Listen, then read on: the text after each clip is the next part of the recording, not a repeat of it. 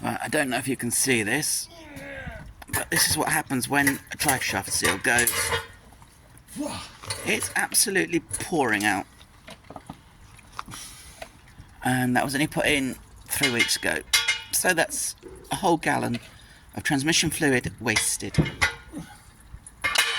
Hello again. Today you join us. That's Andrew. Say hello, Andrew. Andrew, say hello. Can't find him.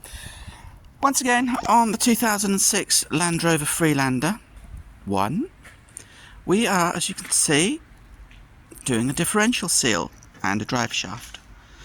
This is the number you need. Do not, under any circumstances, fit any other seal. eBay will send you a different seal, even though it's on your registration plate. Now, this seal only relates to the facelift version. How to tell you've got the facelift car? Headlights are completely different from the non-facelift car. The non-facelift car will have square headlights. The facelift car has more or less the almost Freelander 2 headlights. So this is the number you need, TGX4010. Now, I don't know if it's left or right, left and right. Obviously, if you're in the USA, it's going to be different. If you're in Canada, you've got a left-hand drive vehicle. I don't know if your vehicles are going to be different. This is also relating only to the automatic Jatco gearbox. No other gearbox, just the Jatco. So, join us once we've got everything apart. Time for the seal to go in. Let's just have a quick look at the seal. Now, I know the way around it goes, because you have a little weird lifty wall. Yes, but they don't. Well, you can have The people don't. Right. The arc bit goes on the outside. The seal must be lubricated. And I don't know if you can see in there, but there's a spring. That needs to go in towards the gearbox. It's quite a fragile piece of equipment. Obviously, there's no room down there, so we can't show you. That's being put in. So it goes in that way. And when you've got, then manoeuvring-wise, if you're not on a four-post and all that fancy stuff, if you've got strong hands, you can use your thumbs, if you can manoeuvre your arms in there, and actually press it in with your thumbs. Or you can use a socket.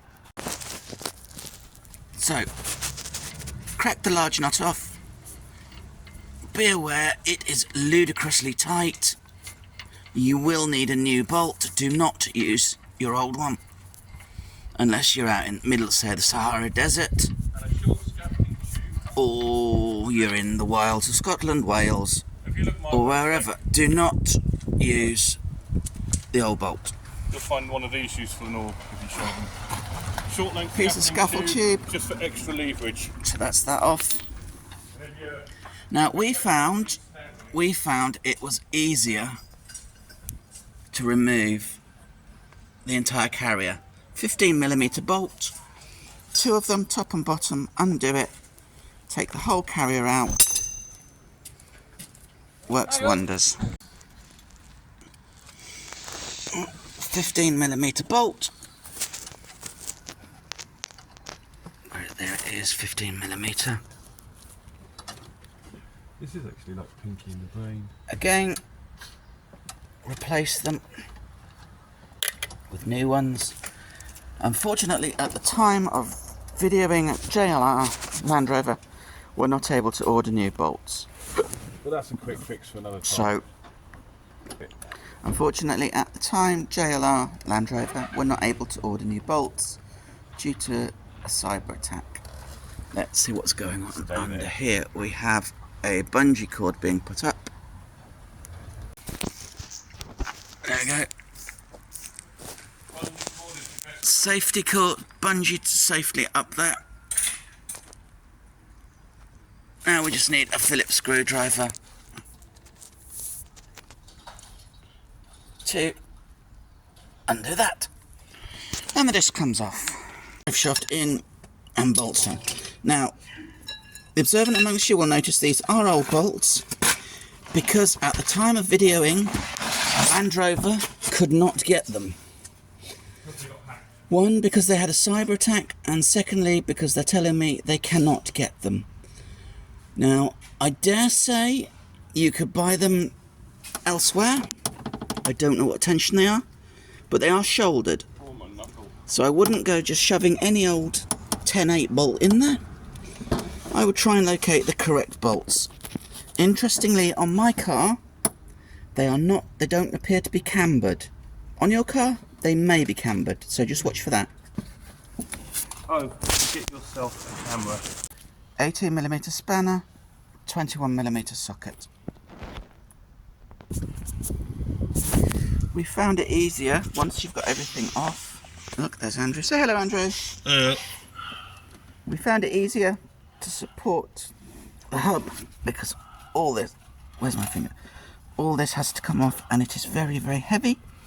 We found it was easier to support it with the trolley jack. You can see now the disc is off, and we're now going to attempt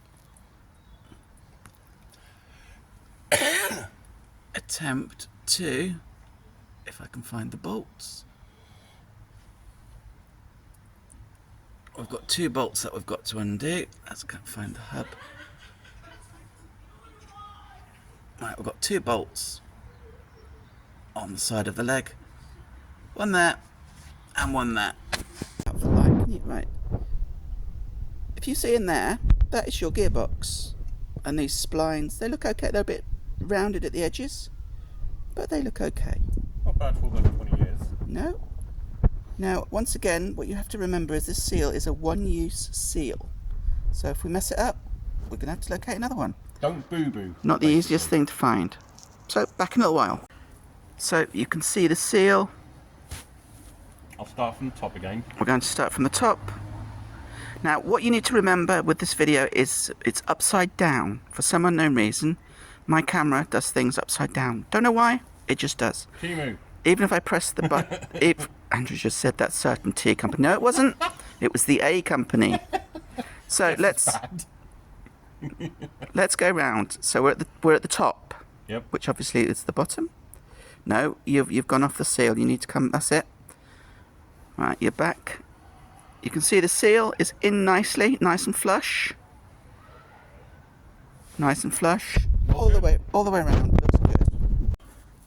To knock the seal in level, because the seal has to go in level, that's how many extensions we've got. 1, 2, 3. 3 long, 2 medium. And the drive shaft nut socket fits it perfectly. And the drive shaft nut socket, which in this case is a 36,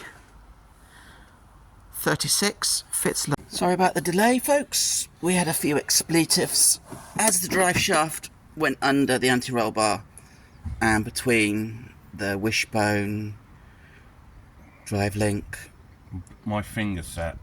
anti-roll bar, track control arm, whatever you like to call it. We found it was easier for it to go in this way. And as you can see, it's now in.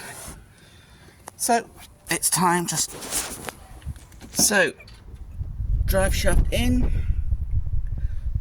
bolts